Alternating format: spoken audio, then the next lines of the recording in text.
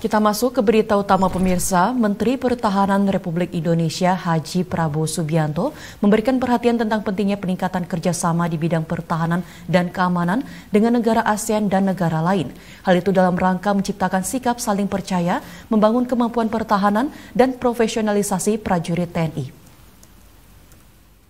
Menteri Pertahanan Republik Indonesia Haji Prabowo Subianto memberikan perhatian mengenai pentingnya peningkatan kerjasama di bidang pertahanan dan keamanan dengan negara-negara ASEAN. Selain itu, Prabowo Subianto juga menginginkan adanya upaya peningkatan kerjasama di bidang pertahanan dan keamanan dengan negara-negara lainnya. Pernyataan tersebut disampaikan Prabowo Subianto saat membuka rapat pimpinan Kementerian Pertahanan tahun 2022 di Gedung Kemenhan Jakarta baru-baru ini. Dalam rapat pimpinan Kementerian Pertahanan 2022, Prabowo Subianto juga mengingatkan supaya terjadi peningkatan kesiapan, profesionalisme pertahanan dan keamanan untuk penanganan terorisme, radikalisme, separatisme, bahaya laten yang ada serta bencana alam. Selain itu juga perlu ada peningkatan bantuan kemanusiaan dan tugas-tugas misi perdamaian dunia serta keadaan darurat lainnya, termasuk ancaman kimia, biologi, radiologi, nuklir, dan ledakan. Di samping itu, Prabowo Subianto juga menyatakan Indonesia harus bisa mewujudkan pembentukan satuan produksi pada satuan-satuan TNI yang disesuaikan dengan kebutuhan. Hal ini dilakukan untuk mengoptimalkan tugas TNI melalui operasi militer perang maupun operasi militer selain perang. Sejalan dengan itu, Prabowo Subianto menyatakan Indonesia perlu menyiapkan wilayah pertahanan di pulau-pulau besar secara mandiri dengan penyiapan cadangan pangan, air, energi, dan sarana-prasarana nasional lainnya. Hal ini bertujuan untuk mewujudkan pusat-pusat logistik pertahanan yang tersebar di seluruh tanah air.